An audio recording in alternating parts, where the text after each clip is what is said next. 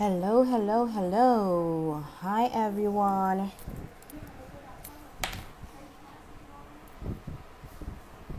Good evening. Happy Saturday. Thank you for joining us. Um, we're just setting up, really and truly, waiting on Emma to come in so that we can add her to the live. Good afternoon. I hope you guys are having a wonderful Saturday wherever you are. Um, I'm having a super bad hair day. Well, I should say weekend.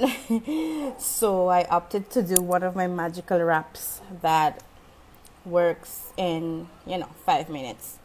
So, and I also love these earrings. They are bomb, very dramatic, and it's a quick 5 minute style, as I like to call it. So we're just waiting on Emma. Let me see if she's on already so that we can add her.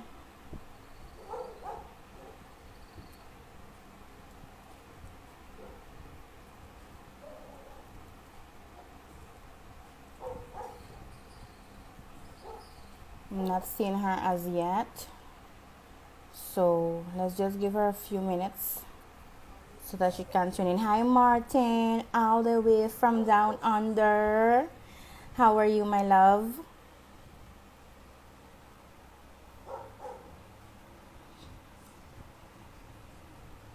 There you go. Emma is on. So let me add her real quick.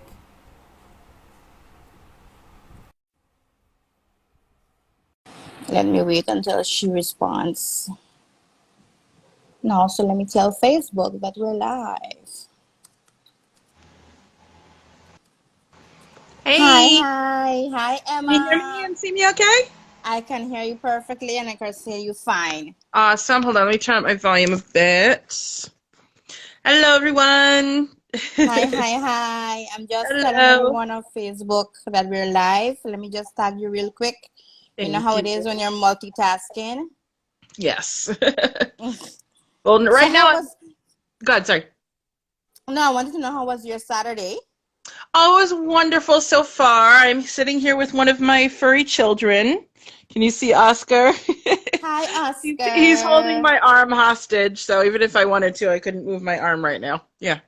This is Excellent, my life. excellent. This is what we do. This is what we gotta This do. is the cat's house, not my house. It's made very clear to me. I pay the bills, but it is their house. They Yes. run the show. Yes. Nice, Oh nice, goodness. nice. Thank you so much, guys, for those that are joining in. Emma just came on board. I am just trying to get this tripod working, but I think for now I'm just gonna hold my phone. It's fine. Um, so once again, for those that are tuning in, we have a nice little chit chat with Emma Medeiros, and she's going to walk us through her experience and her journey.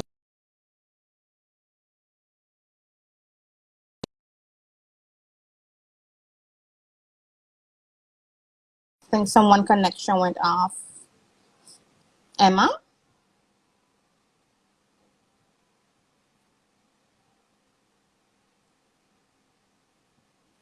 Oh, you're back. Okay.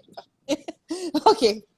Yeah, Well, that's I saw the notification that on Facebook, like you tagged me in the live, and I thought I could do it without losing you. So sorry about that. no, that's okay, no Yeah. problem. So again, I am connecting with Emma, which we have been trying to do this for quite some time, long Yes, before I'm so even glad we finally right, connected. Yes. Yeah. long before COVID-19, and we said, we just Yes, need to that's set a right. Oh my date. goodness. And Better late than I'm never. super excited to have her here and tell us Yeah. exactly what her experience has been. So I'm gonna leave her introduce herself and tell you a little bit about her background, what she does, and about her company, her PR agency in New York. And yeah, I give Emma the floor. Go ahead, Emma. Why, thank you. So everyone, my name is Emma Medeiros. I am the president and founder of Medeiros Fashion PR, which is the first public relations firm in the US to specialize in the plus size fashion industry.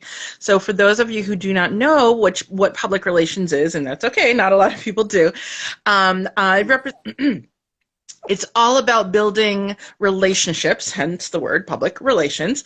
So building relationships, I build relationships with designers, photographers, models, press, lots of press, whether they are journalists, whether they're bloggers, whether they have podcasts like you, or if they're on TV, anyone in the press, that's my job. So my job is essentially to be the middleman between my clients and the press to help to get them more well known. Because the bottom line is, no matter how amazing you are, if no one knows about you, you're not going to be successful.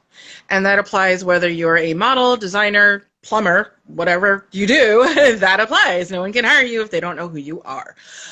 So we represent plus size models, designers, retailers. We also represent brands that cater to all sizes. So we have quite a few like size inclusive brands that go from like extra small to 5X, that sort of thing. So as long as you include plus sizes, yes, we will talk with you. Awesome. I want you to repeat that part that you said about if no one knows about you, it doesn't matter how great you are. Please repeat it again. True, yes. I mean, it's kind of a simple concept, but it takes some time to understand. I mean, if no one knows about you, no matter how amazing you are, you could be the best person at your job on the planet. If no one knows about you, they can't hire you. It's a pretty, simple concept. Exactly. So that's my job, is to kind of like, tell people, hey, this designer is the best in the world. And the reason why public relations is so powerful, a lot of people ask me, oh, is that the same as advertising? There's a very clear difference between PR and advertising. The main difference is that PR is based on merit and not money.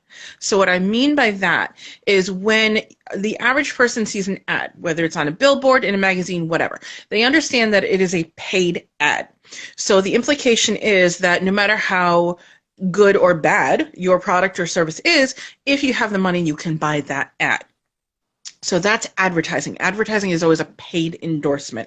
So even though, yes, my clients pay me for my services and my time, I'm reaching out to journalists, bloggers, to whoever. They're not paid to write a story about you. They're paid to write a story, not about you. So if they do anyway, it means a lot more in the public mind. It's called third-party credibility. So it's almost like getting a recommendation from a friend for, a restaurant or a movie or something like that. You might see an ad, again, a paid ad, like a commercial or something like that, say, hey, there's a new restaurant in my area. I didn't know that. But when your friend, who's not paid by the restaurant, that we know of course, when your friend says, oh my God, they got the best food and the best service, you're going there tomorrow night. You're going there the next night as soon as possible because someone who's not paid to endorse it is endorsing it anyway. So that's the main difference between PR and advertising. So a lot of people don't understand there's a difference. And that is a great way to, the examples that you use were actually very current and very practical to identify the difference between both of them. Because most people always tell you, I don't understand if I'm advertising, why do I need a PR person? But has nothing to do with it. I mean, of course, advertising has its place. I'm not saying it doesn't, but there needs to be a balance. PR is about building your credibility. Like, say you're a plus-size designer. PR is about keeping you in business long-term. Advertising might get you a brief spike in your sales, temporarily. And of course, it's helpful. Don't get me wrong. But PR is all about building your reputation, your credibility, your long-term success. You can't do that with a paid ad. Correct. And that's one of the reasons why, for instance, businesses have a social responsibility and they use it as a PR strategy, because that is what they're trying to build. They're trying to build a momentum with their community and letting them know, listen, this is what we do. We are a business, but we also, we attribute to the business. We attribute to the community. We make sure that we endorse athletes, that we support, different charities and whatever have you. So PR is something that it shouldn't be taken lightly in whatever business you're doing.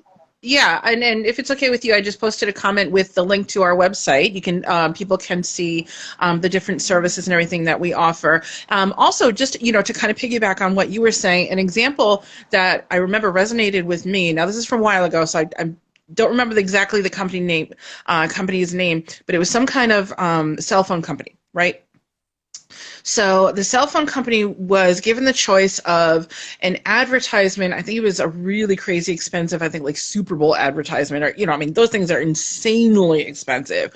I mean, something like $3 million for a 30-second commercial in the Super Bowl. It's insane. Wow. Or their publicist was very, very smart. Not me. Can't take credit for this, but it wasn't for the record. It wasn't me. But the publicist was very, very smart and said, hey, instead of spending $3 million for a 30-second commercial, how about you put together a $100,000 scholarship and award it to like a really deserving student? That got them so much press.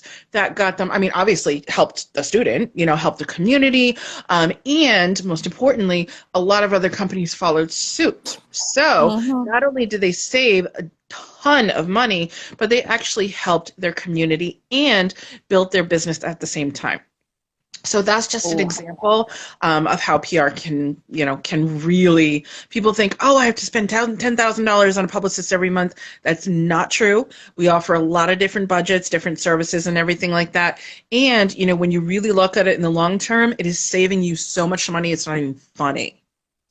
I am super excited to hear that part because I know we're going to get into the fashion element just now. Yes, but because I'm also a marketer by profession, PR is also something that I incorporate for my clients as well. Good. And also, Awesome. for my employer, because at the end of the day, PR is important in order for you to build that trust. And like you said, third-party credibility, because you're Long-term paying success. long-term. Yep. Exactly. Not just immediate sales, long-term success.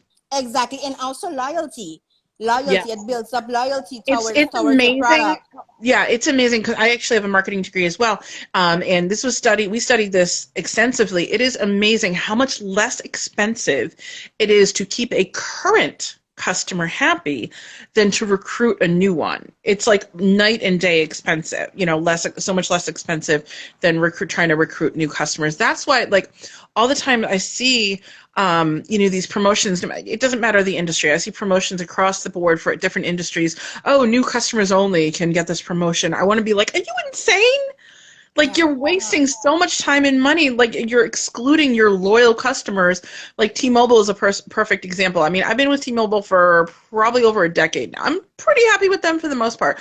But one thing that pisses me off is that almost all of their promotions, especially around like Black Friday, are only for new customers. I'm like, how about me, who's been sending you hundreds of dollars every month for the last decade? I mean, there you go. Hello? Don't I count? Yeah, I Don't count I too, count? right? That really makes me mad. I mean, right now, we've looked at different plans and everything, and unfortunately right now T-Mobile is, the best that we're going to stay with. But just, the principle of it. It's not about the saving money or anything like that. It's just the principle. It's like, I've been a loyal customer for more than a decade, but you won't let me have, save 10% or whatever the promotion is. Really? Come on. Yeah, that's just wasting money and actually Wasting not being able to money keep. it's like, what about me? Like, for 10 years, and I don't get like a little bit of reward, itty bitty, that's all messy. Yeah, definitely. I agree with you. So for those that are joining in, I just want to say that I'm here chit-chatting about a bunch of stuff because I think me and Emma have much more in common than we think. Oh, and yes. We're just talking about marketing, PR, and advertising, and the difference of those elements when you have a PR agency that are actually integrated into one. But she has various services that she can accommodate you depending whether you're a brand. And I incorporate advertising. I incorporate, I'm not anti-advertising by any, by any means, but I incorporate it where it's appropriate, where it's going to benefit my clients, where, a balance. It's all about the balance. And strategy. You need to have a strategy in place as well. Oh my gosh. So you can't just be like, oh, let me try this, let me try that, let me try. It's like you have to have a plan. You have to have a plan. I mean, don't get me wrong. There is some degree of trial and error, obviously. That goes without saying. I mean, that any industry, there is some degree of trial and error. But one thing that I provide for my clients is a monthly status report, so they know exactly what I'm up to. We can have a weekly call. I'm really accessible to them because it is trial and error, and we're constantly evaluating what's working, what's not working. I really try to not waste time on things that are not working. Exactly, because that don't make no sense. And at the end of the day, you're better having you don't have to reinvent the wheel all the time. You need to be creative, yes, but those things like that are some working, best practices, some best practices work, and stay with those. And if you need to tweak them, go for it. Yeah. Exactly. All right. So now we're going to move on because we have a few questions. I line up a few Sure. questions for you just for us to kind of like get a little bit of more background into the PR agency because as you know, my niche is plus size. Yes. The Yeah. blog, however, caters to women overall. So I think that you, as a woman or as a person, you shouldn't be defined by your size. And I've been an advocate for that since I have for a long time. But that is one of the reasons why I started with the blog in 2016. Mhm. So having said that, I would like to say, I would like to ask you, what motivated you to start an agency that also cater to the plus size? I know that you cater to different things and different brands and clients, but I know that you also emphasize a lot, quite a lot on the plus size industry. And do you also do male? Yes. Okay. So first question was, what motivated me to launch Madero's Fashion PR? Well, it was about 5 years ago, almost 5 years to the day. It was June 15th, I think it was, that I like officially registered the business and all of that. And I started it because nobody else was doing it. And that really threw me for a loop because, I mean, the plus size industry and size inclusive industry has been exploding over the past, 7, 8 years or so. So when I first realize, okay, I really want to do PR and, my niche, I was like, okay, before I launch my own firm, let me work for someone else. I'll make my mistakes on their watch, that sort of thing, and I'll learn from them Yeah, before I have my own firm later on. And because the industry had been exploding, I really thought I'd have my pick of firms to work for, especially in the New York area. I thought I'd have my pick of firms that specialize in PR, plus size PR. So I started doing a lot of research. I mean, I looked around for a good couple of months. I did, looked at databases and everything, and I'm like, really? Not a single one. I couldn't believe that. Not a single one. Now, keep in mind, there are many fashion PR firms, ton of them. And sometimes they're called lifestyle PR firms. So there are many of them that may or may not have a couple plus size clients, but nobody specialized in it. So I launched it because of that. And the reason why it was needed is because now my clients know that every single one of my connections, whether it's in the media, with designers, with models, anything like that, every single one of my connections is relevant to them. I'm not going to waste a single minute of my time or dime of your money reaching out to someone who's not interested in you. definitely. And that makes total That's sense. the reason. Yeah. Yeah. Awesome. And my second question was, do you also And represent I also asked male me plus about, size models? oh, hang on. Can you hear me okay and see Did you me? correct up? Yes, I can hear you and see you okay. Okay. Yeah, we lost you for a bit. So your second half of the question was about male models and designers and men being tall and everything. Yes, Yes. absolutely, positively. Right now, no one on the roster, but absolutely, I am. I'm open to representing male. They call them big and tall. Instead of plus size, it's big and tall. Big and So tall. big Oh, and tall. Big and tall designers, retailers, models, absolutely. Yep. And I'm connected, even though I'm not representing them, I'm connected with quite a few. awesome. Yeah. Now, why I ask, of course, is because there's always a stigma that only women struggle with being plus size. And I think that is not true. I don't agree with that statement. I think that both men and women of plus size have struggled with some type at some point with, self-esteem and self-love and, all of that stuff. And it's just not realistic to only focus on women, which is why I say that love, self-acceptance does not have a gender. Oh no. Learning to love your Yeah. body shouldn't have to be gender defined. At the end of the Oh day, yeah.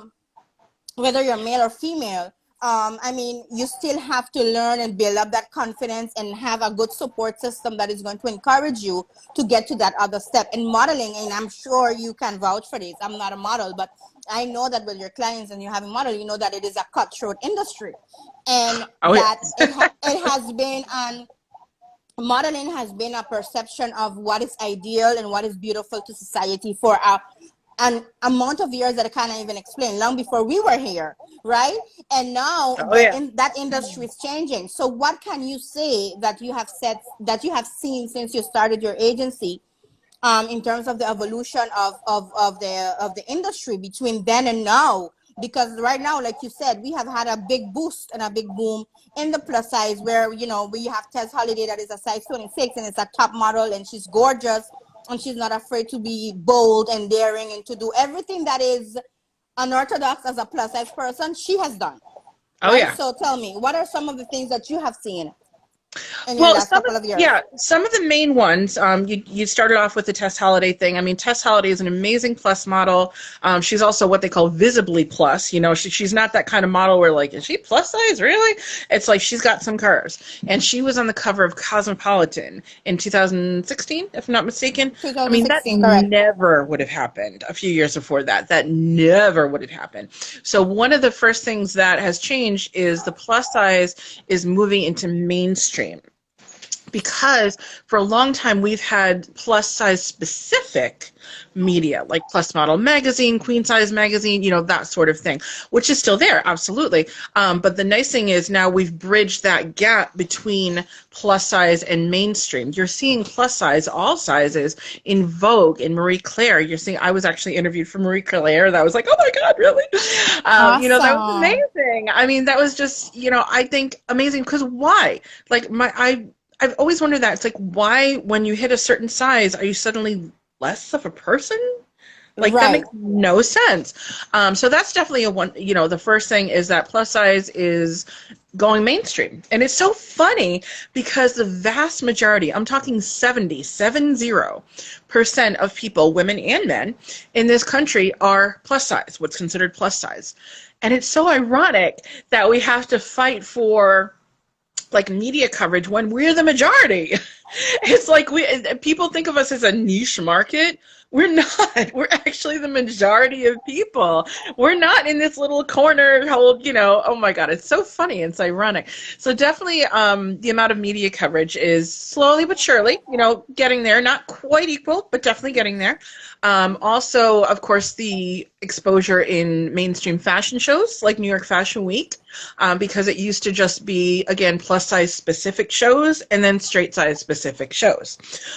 There's some crossover. I mean, definitely needs to be more, you know, not quite there yet, but definitely some crossover, which is good. With males as well, for male and female, you know, definitely. I think you touched on like men have body issues as well. I think it's, you know, that's always been there, but I think they're talking about it more. You know, they're Correct. talking about it more. It's always been there, but we're talking about it more, and it's becoming more acceptable to admit, you know, it's like, hey, you know, not super happy about my body, but here's, you know, what the body that I have, let me dress it the way that I want to. So lots of things that are happening. I think also, you know, one thing that's important to remember during this pandemic and after this pandemic, you know, people talk about like the new normal. What's the new normal going to be, especially in retail? I mean, retail, like some stores are like declaring bankruptcy, and you'll have to only have 50% capacity, and you have to wear masks, and you know, there's a lot of fear, there's a lot of uncertainty. I mean, besides just the virus itself, of course. The economic impact. Yes, exactly. But one thing that you know, I'm not an economic lawyer or anything like that, but one thing that I can safely say will never, ever, ever, ever, ever, ever change is a person's desire to feel beautiful. I cannot, you know, that's been from the dawn of time, you know, when we were cave woman and, you know, rub something on our, you know, some kind of thing to make ourselves feel pretty or look pretty, you know, whatever. But that will never change. And that's across straight size, plus size, men, women, the desire to feel beautiful, attractive, pretty, whatever word you want to use, that will never go away. It's just human nature. I mean, it's part It's of you as human well. nature. Well, Yeah. also it has, I mean, not to get too geeky, but it has a biological aspect too.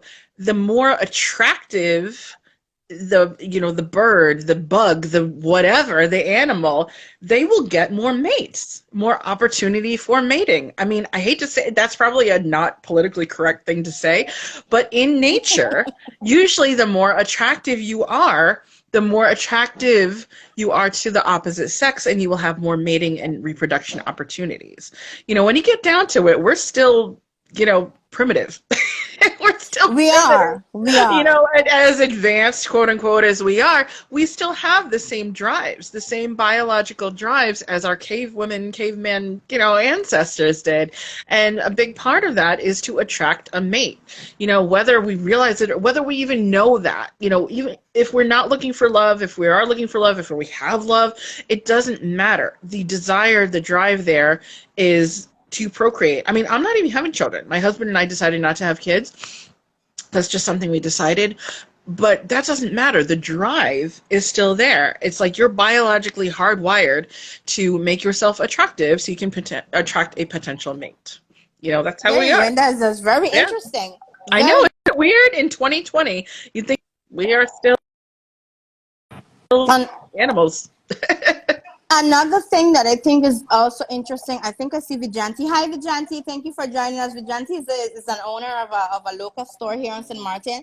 And she Awesome. also caters to the plus size. And I see her there tweeting about us doing something together. Vijanti, I will reach out to you, and we can definitely plan something together. I mean, at the end of the day, what you need is creativity. You have the internet, you have virtuality. So what you need is just to get something going. So I'll reach out to you and see if I can get something done together with you and Emma.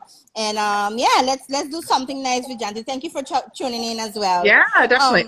Actually, I'm sorry to interrupt. I was putting my website address there again, but I spelled services wrong. Madeiro'sFashionPR.com/services. Yes, I have a college education. I can spell services. Okay, there we go. Let's try that again. So anyone who's interested in finding more about Madeiro's Fashion PR, and it's a completely free, no obligation consultation, reach out to me, get to know each other better. Absolutely.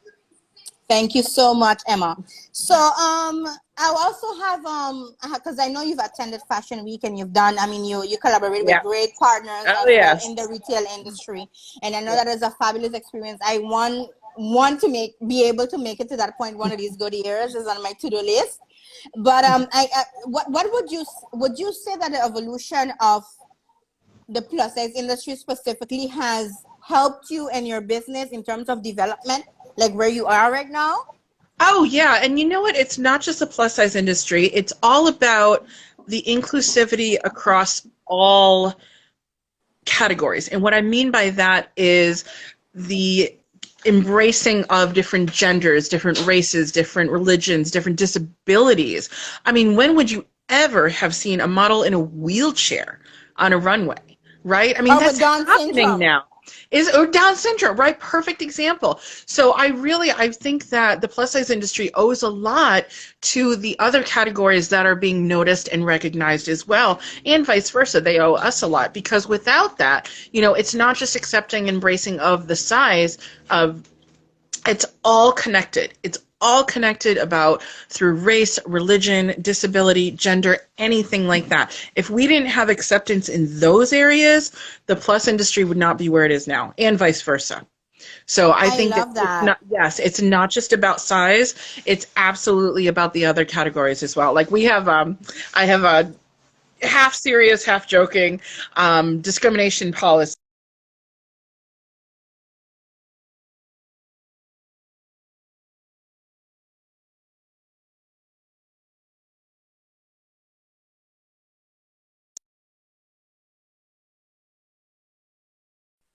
Are you there? We got disconnected for a few. Yes, I'm back. Okay, cool. So here's our discrimination policy, right? Hold on.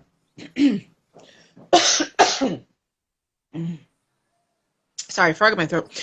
We do not discriminate based on gender, religion, race, sexual orientation, anything like that.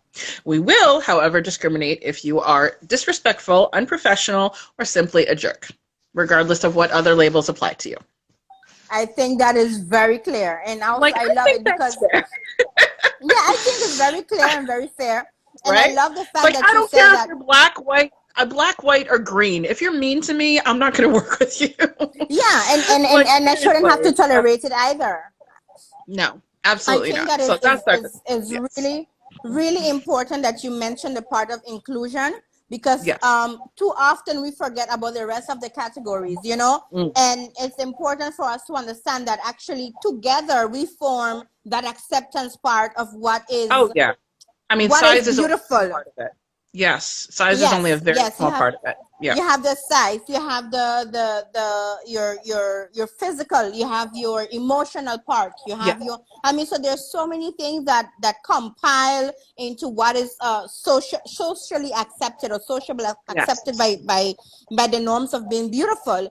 And the fact that you could have the darkest model in the world grace the Vogue for Cover magazine, it's already telling you, like, even though it has taken some time, we Mhm. have made some astronomical progress in the We various have. Oh yeah, we industries. have a ways to go. The world definitely has a ways to go, including the fashion industry. But we can't, forget about the milestones that we have made. Whether it's size, race, gender, anything. I mean, we need to acknowledge the wins along the way, not just the end. Okay, when everybody is equal. And for the record, I don't think we're ever going to be completely equal, everybody. Because the problem is, it's like we're always going to find some difference. Some difference, whether it's outside, inside, whatever, there's always going to be differences. And if we let that, come between us, we won't be truly equal. So it's up to us. It's up to us, whether we want to be equal or not. It really is. We wait for, I think we depend too much on other people for equality.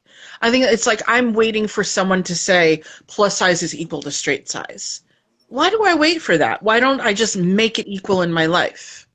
There Right? I you mean, go. seriously. And I think that applies to like race, gender, anything else. It's like you have to be, not to sound corny, but it is true. You have to be the change that you want to see. It's like if I treat someone who's skinny, different than myself, I'm part of the problem, not the solution. Not the solution. Right? I think that's something that we all need to really realize is that we cannot wait for other people to make the change, whether the change is in size, race, whatever. We need to make that change in and of ourselves to make that happen. And then people will just see it and, oh, she's already thinks she's equal. Oh, I guess she is equal. Yeah, but That has a lot to do with it. Yeah. that is a journey to self-acceptance, because like you Yeah. said, it's never going to be equal. But what you need to do is be comfortable in your own skin and be able to move forward for your own Yes. successes and your own merits, right? Regardless of Absolutely. what size or whatever, of what color, race, religion, Yep. whatever belief you have, that shouldn't stop you from Nope. progressing in life, right? Nope. Even It's like if you have it's those odds. it's mind over matter. If I think I'm as good as someone who's skinny or someone who's dark or someone who's lighter, whatever, then I will be. It Yeah, really is. it's It's that like you think, simple. who is it? Thomas Edison or Jefferson or whoever it was. If you think you can or you think you can't, you're right. Like either way, if you think you can or you think you can't, then you're right. And that has a lot to do with it, being a business owner as well. Oh my goodness. Being an entrepreneur and having to wear 1,000 hats and never having a day off and all of that. I mean, you have to really have mind over matter. Otherwise, you're just going to give up. Definitely. And I can tell you, because being a full-time employee and also having my entrepreneur hustle, as we call it, on the side, being a mom and wearing, those that octopus syndrome that women are Oh, known to seriously. have. Yes. It's really amazing to be able to, within that schedule of when am I going to find time for myself, to also dedicate time for you, right? For Yes. your Yes. growth, and not having to apologize to anyone for it or validate that you're doing Yep. it. So it's really the intricate process for you to get to that point. Is a journey, but it needs to be, you need to identify where you want to go, because Yeah. that journey is yours. So before Yeah. even you as a PR agency, or me as a blogger, or someone as a motivational speaker, before we can even help you with whatever growth or whatever development you have, you need to be able to understand where you're going, Mhm. regardless of your size, right? Yeah, So because you don't know if you don't know where you're going, how are you going to know when you get there? Right? exactly, What are you your exactly. destination? How are you going to know when you get there? It's like you get on a plane. Where am I going? I'm not sure. Exactly. So Yeah. I was part of a panel discussion just 2 nights ago, about fat shaming and fat phobia, and there were different things that we discussed, and they were looking at this specific panel because we were in the Caribbean, and they Mhm. wanted to compare how fat shaming and fat phobia versus the U.S. Right? Oh, interesting. Yeah, very interesting. Yeah. And that release is going to be later on. I think next week they're going to Oh, release cool. that. I'm interested in But seeing that. Yeah. one of the things that came one of the things that came forth was that we was asked if we think that as plus size women that we are more, that we are more sexualized, or we're seen like a bigger Oh, sex symbol yeah. than what it would say a regular size, because oh, she has more meat, or she has more curves, or she has more butt, or she has more breast, she has more boobs, and does her sex appeal as well. But I think they confuse having confidence with you trying to project the sex appeal to be accepted. For Yeah. instance, people would tell me, wow, Kenzie, you could wear anything. I've never seen you back down from wearing, something that is so out of the box that people would say, oh, she's fat. Why is she wearing that? Because I liked it. I bought it and I want to wear it. I don't have to validate it to anyone, and I don't have to get approval from anyone. But that's me. So when I project that confidence, sometimes what happens is that men or society take that. For instance, like Lizzo, right? If Lizzo was half of her size, I'm pretty sure that she wouldn't be able to be in that controversial arena that she is, where she's constantly labeled as a sexual symbol versus people listening to her talent and her music. You understand what I mean? Oh, So yeah, very much so. what is your take on that? Do you really feel that we are more sexualized because of our size versus, let's say, regular models? Is that something that you have been encountered with? I have definitely been in contact with that. I do think there's some validation, and I think it comes from a couple of different reasons. Number one is pornography in general usually has always had a separate section for what they call BBW. So that's always been almost like a fetish, like out of the box category of porn. So that's something that I think is in people's heads because it's like related to pornography. They see BBW or plus size women, whatever you want to call us, as sexualized. And another reason I think for people thinking we're more sexualized or seeing us as more sexualized beings, again, not to be a geek, but getting back to biology, getting back to our roots as cave women and cavemen, when especially hard times, winter, starving, all of that, when a man looks at a woman who's got an ample butt, hips, breasts, everything like that, they see fertility. They see fertility. They see she can bear me a healthy child. She'll be able to survive the birth to give me more children because she's got big hips. She can feed the children with the breasts. Like, whether or not we realize this, we are still thinking that way. Men, if whoever's listening for men, next time you look at a woman with big breasts, just be like, why do I like big breasts? Like, ask yourself why. Most men can't really understand. They don't really, I don't know. For some reason, I just like big boobs, but why? It all goes back to fertility and the ability to reproduce future generations. So that has a lot to do with it as well. So seeing us, I mean, I've got, pretty big boobs, to a man, but to most men, at least, I mean, some men have different preferences, obviously, but to most men, that's telling them subconsciously, this woman can bear me healthy children and can take care of them and feed them. So that's why we're more sexy to them, whether they realize it or not. It's not just how we look, it's the implication of having the bigger butt, the bigger hips, the bigger boobs. That's telling them I can give them healthy children, I can survive the birth to give them more, and also the big butt usually is that storage area. If we have a hard winter, I'll be able to survive because I have storage of fat there. It's amazing how we're still hardwired. We are still hardwired, to biology way back. Isn't that amazing? That is amazing thinking, Emma. I think, believe me, I've done a lot of research on this, so I can back this up. Yeah. It's also amazing as well because when we talk about, we just talked about the sexualization of it, and I think that even having that part that says BBW in porn, for instance, people would hide it, because that's a well, hidden nobody preference talks that we'll about have. porn. Yeah, nobody wants to know. Nobody wants to, people are probably gasping at home. Oh, she said the P word, porn. Oh my God. It's like, people get over it. You watch porn or, I'm sorry. I'm a practicing Catholic. And, once in a while I enjoy a skin flick. Let's be real. Everyone knows what I'm talking about. No one wants to say it. I hope my dad doesn't hear this. But anyway, but just realistically, most people know what porn is. Come on, let's be honest. And most people know that there are different categories. And yes, I mean, BBW is, at least in the past, has been considered a fetish, outside the norm part of that. Yeah. By the way, there's a question from Steel911. He said, in the context of plus size fashion employability, this is an interesting question. Have you found that females are treated differently to males? That is a really good question. I think it would probably depend on the industry. like what kind Mm-hmm. of job they're applying for. Because And I maybe the think, brand. yeah, I think the brand, because, no matter what brand and what industry, they always want to hire people that represent their brand. So if, I'm going in to apply for a job at a smaller store, at a store that only carries smaller sizes, they're probably not going to hire me because, I mean, the person coming in who's a size 6, they're going to look at me and not necessarily in a bad way, but that I can't relate to them. And vice versa. Correct. If you ever go into like Lane Bryant, Ashley Stewart, anything like that, they're going to hire bigger women because that way the women can relate to them. Now, as far as males, again, I think it depends on the business and who best represents the business.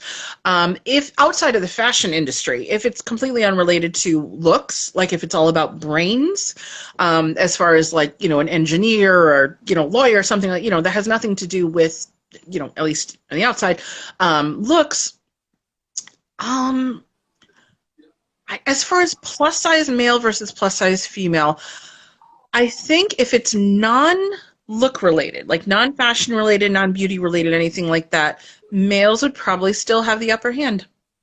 That's just my guess. I mean, I haven't, Wow. done a lot of research on that, but as far as like lawyers, doctors, engineers, anything like that, probably males, plus size male versus plus size female, just on the gender, they'd probably hire the male because it's still kind of like understood. I mean, obviously this is a guess, again, this is a guess in my experience, but they'd probably hire the male because they think the male can handle it better. And also they might fear, because we were talking about the over sexualization of plus size women, they might not Mm-hmm. want the distraction of the over sexualization in the work environment. They don't want all the guys looking around at someone's big boobs. They're not focusing on the job at hand. They're staring at big boobs, or they're assuming they're going to stare at big boobs. So that's my feeling on that. I haven't done a lot of research on that. That might be an interesting topic to look into. So thank you for that question. That's my gut answer. That's my gut feeling. Yeah. Thank you, Emma. And I'm going to add to that. I'm going to add as well. I'm going to add that I think that it is also very industry and brand related. For Oh instance, yeah, if you look at the liquor absolutely. industry, if you look at the liquor industry, you would not see plus size women representing a liquor brand for No, some not reason. usually. Not Small not not women, usually. small women with big boobs, that you would see. Yes, you would see Skinny that, women but you with wouldn't big see boobs, plus that we size. will see. Because That again, you drink, because that sells. alcohol, the alcohol bar industry, that's very male dominated. That's very, Correct. you want to attract male customers, and how else to attract male customers? The big boobs. you know, On eye that's, level, on yeah. eye level. It's of course eye level. Yeah. Why do you think the bars are usually a little higher up and everything? The stools. Come on. This is not an accident, people. These are not accident. This is all planned by like psychologists and that sort of thing. Why do you think bar stools are so high? So they can see the bartender's boobs. That's not an accident. I totally agree. We have another question from Yes. Martin. For those that are just joining us, guys, Yes. I'm chatting with Emma from New York, and she's just giving her insights on some of the developments in the plus size industry, inclusion as well, inclusion of sizes, gender, and whatever have you. Also, the developments so far where we can talk openly about situations and factuals and just the growth and the evolution of fashion overall when it comes to size inclusion. Martin is asking, do you think it has become more acceptable for women to be plus size than men? I think we just touched base earlier on that men are now more vocal about it. And you would agree when you say that plus size men or models are more vocal than they have ever been before, because of the evolution of the plus size industry overall. I don't know how you see it. I would agree. I mean, if I would say it's more because it's just more seen and more talked about. I guess I would probably say it'd be more acceptable for a woman. Again, getting back to the reason of fertility and the big boobs and the big butt and the big hips and what they mean versus a male. Again, if we're talking about biology, if a male is overweight, generally a woman would look at that and say, he wouldn't be a good, I'm talking like seriously overweight, of course. He wouldn't be a good provider because overweight can sometimes imply lazy. Obviously we know that's not true a lot of times, but just I'm talking like biologically our cavewoman, caveman brains, we're looking for strong arms. We're looking for, strong legs and, just someone who's very physically virile that can take care of us if need be and protect us from invading clans and, all these things that we don't realize that we're thinking about. Obviously, we know that we're more cultured now and we're more acceptable. So, I mean, my hubby's got a belly. I couldn't care less. I really couldn't. But again, he has really nice arms. So, and the nice legs and the butt. The butt, don't get me started on the butt. I could go on all day about his butt. But I guess if I had to, I would say that even though it is shifting towards more equality for men, it is still more acceptable for a plus size woman to be, for a woman to be plus size instead of a man. It's changing. It's definitely, the scales are starting to tip a little bit, but it probably still more in the woman's favor. Yeah. That is also interesting because when you think of your husband being a provider, for instance, I can relate because my mom was plus size and my dad was a toothpick, right? I clearly inherited the size of my mom. But when you saw them as a couple, it was always the issue of, but what does he see in her? What did he see in her? Not what she sees in him, right? Yes, it wasn't about what she sees in him. No, it wasn't about what she sees in him. It was about what he saw in her. So there has always been that kind of like, I want to say hypocritical analogy that it's double okay standard. Double standard. Absolutely. Standard. Yeah. Double standard. Exactly. Where it's okay for me to want to be loved by a physically fit, man, but obese or overweight man cannot love me or provide for me the same way that he would. So. I mean, obviously, we know nowadays that that's not true. But back when we were cave women and cave men, it was all about your physical strength. It had nothing to do with your brains. It had nothing to do with your learning capabilities. It was all about your physical strength, being able to kill a deer for dinner and protect you from a marauding clan, all of these things. It's all about the physical strength. So, I mean, obviously, if someone's a bodybuilder, he can, he would be more of an acceptable mate than someone who's got a beer belly, just from a purely physical point of view. If I need somebody, talking nothing about love, nothing about intelligence, nothing about that, we're talking about, if I'm a cave woman and I'm very, very primitive and I'm looking for a mate who can protect me and my children, I'm going to go for the bodybuilder because he's stronger and he's faster and he can. Sorry, but that's how it is. I mean, obviously now we consider love and emotions and learning and all that, but back then it was all about that. It was all about the physical. Yeah, and right now, actually, exactly. He's saying hunter-gatherers. When we were hunter and gatherers, we needed hunters, and hunters needed to be strong and quick and, kill that deer and, kill the bear. All of that. We still have that underlying mentality sometimes. Awesome. And Emma, I also wanted to add to that because the fact of the matter remains that right now, people, even at this age, people are still being measured by how they look. You're right. The outside so much more. We always will to some degree. It will always be. It will always be. Yeah. But now, as men and women, for instance, I've had conversation with my partner where we talk about, when he was younger, his taste of women was different. And as he grew older, he started to look for different things in women. Of course, that's normal. Intellect, responsibility. It's not just about damn, ambition. She's hot.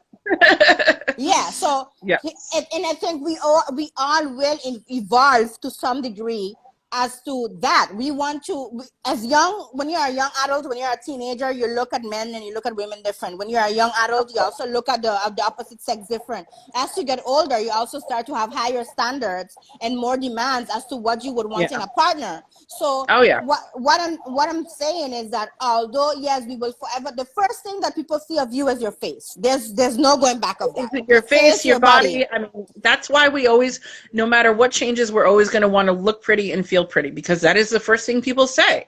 People see. Exactly. I mean, is your face. Sorry, but that's true. Yeah. They're not going to say she has a beautiful heart. They can't see your heart. They're going to see Yes. your face. They cannot see. So They get that to know your heart, but the initial reaction is your face. Yes. so having said that, I think that it is important, and that's why I think that the journey to self-acceptance and so having your own self-love is much more important before you can even engage into a what we would call a healthy relationship or a Yeah. substantial relationship with someone. You need to be able to accept the full of you. When I was little, my mom, we had this discussion. My mom would always tell me, listen, Kenty, you are not a size 5. You will never be a size 5. It's not in your bones, it's not in your genes to be a size 5. So we need to work and we need to build your self-esteem and your love, and your journey needs to be built on this size, because this is who you are. And Mm-hmm. this is who people need to learn to love. So my mom was very instrumental in me Good. becoming the So they person have that I that am support today. system. Right? Good. That was Good. part of my support system. And when I look back, we never had talks about, I mean, don't get me wrong. Right now, when you compare the amount of, for instance, eating disorders that you have out there, depression and all of that, that based on the peer pressure of having to look like a Kim Kardashian or having to look, like a perfect body. No, no, no shade or anything like that. I'm just saying that a lot of our, for instance, a lot of our teenagers, a lot of our young women are faced with the media that is continue to project what is perfection, where perfection doesn't exist, right? No. When I No. go, No. I am part of a school program where you go to school, secondary schools, and you speak to the girls, and you ask questions, and you motivate them, and you serve them, and you show them that regardless of your size, color, belief, whatever, you can become someone, and you have the power to become whoever you want. But when you ask these young ladies exactly like, okay, what would you like to become? Emma, they tell you, I don't know. I don't care. I don't want to become anything. I am going to go to work after high school and I'm going to call it a day. There's absolutely no ambition. So when I go through that and I speak to these young ladies, it literally breaks my heart, because I'm like, wow, what is your foundation? Like, and of course, everybody individual's home is different and accepted by it and impacted differently by their own Right. situation that they have at home. But it's very sad for you to have a conversation with a 16-year-old and tell you to your face, I don't want to become anything. Or if I want to become something, then I want to be like Kim Kardashian. So there's those two Right. extremes, and there's no middle Yeah. ground. You know what I mean? So what Right. do you think about that? The impact of the media, and especially, of course, the social media overall, but the impact of the media into our women, into what is supposed to be still at this age, still in 2020, that they're still looking for that perfection, where perfection doesn't exist. Yeah, perfection doesn't exist, and even if it did, that'd be boring. That'd be, I don't know. Flaws make you interesting, make you, unique and everything. But as far as the media, I think the media, I mean, obviously has a huge, huge, huge, huge impact and therefore responsibility on, especially our young women, but young boys too, because when they are, and I think it should be younger than adolescence. Adolescence is the hardest time, but I think it should start around like 6, 7, to start that positivity, the self-esteem, that sort of thing, because by the time you get to adolescence, it's not too late. It's definitely not too late, but because it's such a traumatic time, you need a strong self-esteem to get through that. So as far as the media, I think it's starting to change for the better, because a lot of, like you mentioned in the beginning of our interview, fashion used to be about the unattainable. Like originally we wanted to see in fashion shows, we wanted to see perfection. We wanted to see that, perfect size 6, quote unquote, perfect size 6. We wanted to see that. We wanted to aspire to that. That has shifted. That has shifted in fashion shows, in retailers, in the media as well. That has shifted. We want to see ourselves now. We want to see, especially, from a more practical point of view, if I'm going to spend $2,000 on this dress that's walking down the runway on a size 2, I want to see it on someone like me. I want to see what it's going to look like before I drop $2,000 on this dress. So from a practical point of view, we've realized as a community that we want to see ourselves. We don't want to see what we can't attain. We don't want to see what we can never have. I think we want to see better versions of ourselves. I think we still aspire to get that next step or two up. don't get me wrong, but we still want it within grasp. Like we still want it like, okay, so she's a model, maybe she's like prettier than me now, but she's still got, some cellulite there like me, or so, that sort of thing that makes it more relatable. So I think the media is starting to realize, that that's a positive thing. It's like people want to see themselves. They want to see the girl next door, the guy next door. They don't want to see a supermodel all the time. I mean, yes, once in a while, obviously, but for the most part, we react better when we can relate to someone. When we can relate to someone, whether it's in the media or just, someone in our daily lives that we're talking to, we're more relaxed, we're more confident. Talking about confidence, our confidence is going to build the more we can relate to what we see in the media. So once the media, it's starting to get there little by little, more realistic, more all of that. Once the media really realizes that, I think that's going to be a really positive impact on our young people, especially young women. Speaking of media, Billy Blunt is here. Hello, Billy. He owns he owns a magazine and an empire. So, Billy, we were just talking about how media has a big responsibility. It's so funny. Talk about perfect timing. The media has such a big responsibility when it comes to how they're portraying, especially women, and how little girls. I have a 7-year-old niece, and I worry. I really do. I mean, I'm very, very vigilant. I'm listening to what she's saying, how she's acting, her nonverbal cues. I'm listening for those like, oh, I feel fat in that, or any, I'm listening for those. I haven't heard them, thankfully, but I am on the lookout, because if I ever hear something like that, I want to nip that in the bud very quickly. Because I mean, she is, a stunningly gorgeous girl. I mean, I'm a little biased, but but she's beautiful. But I'm really being very, very careful and vigilant, listening to her and watching her and observing her and everything. So, if she ever shows signs of that, low self-esteem or, oh, I look fat or anything like that, I'll be like, oh, no, sit down. We're having a talk. Yes. I really want to nip that in the bud right away before it gets out of hand. And I totally agree with you, because my son is 10. Yep. And he's also on the heavier side, of course. I mean, he inherited my gorgeous genes. So that is also a conversation that I have had to have with him at a very early age, boys, where girls, we sat down. Yeah. And it's no longer about having it with girls. You're paying attention to your niece, but I have always paid attention to him, because I saw his build from a baby, and I said, he's behind me. So I need to be sure that I build that confidence, and that I let him know that is what is going to happen as he moves to puberty, as he moves to teenage, as he moves to adolescence. It's gonna get harder if I don't prepare him from now. So like you said, waiting until they're teenagers is not too late, but the impact has already been there, and it's harder for you to turn it around. So I am one that also make myself available at all times to go to all of these school initiatives and talk motivational talks and whatever have you in my community, because I think it's our responsibility for us.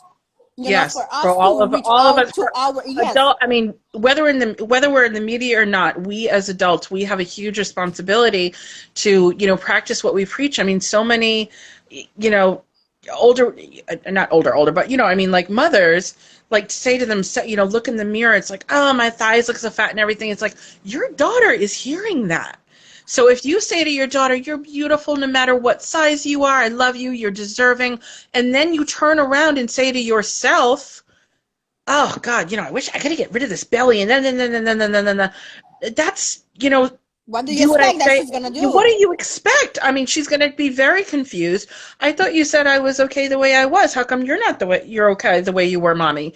That's a very, I mean, me as an aunt, even, same as a mother, whatever, any kind of adult, authority figure in these kids' lives, we need to practice what we preach. We really do. And also, I want to clarify, a lot of people in the industry, well, any industry, whatever, but a lot of times people have said to me, because I, promote the plus size and everything like that, oh, you're promoting obesity. I get that all the time. All the time. Let me clear the air right now. Everyone listening? Listen up, okay? Listening. I am not promoting obesity. I think everyone can agree from a medical standpoint, right? Feelings aside, self-esteem aside, from a purely medical standpoint, obesity is unhealthy, right? It is not good for your body to carry more or less, for that matter, weight than it should, right? Everybody has a different, weight that you should carry. So I have nothing to do with promoting obesity.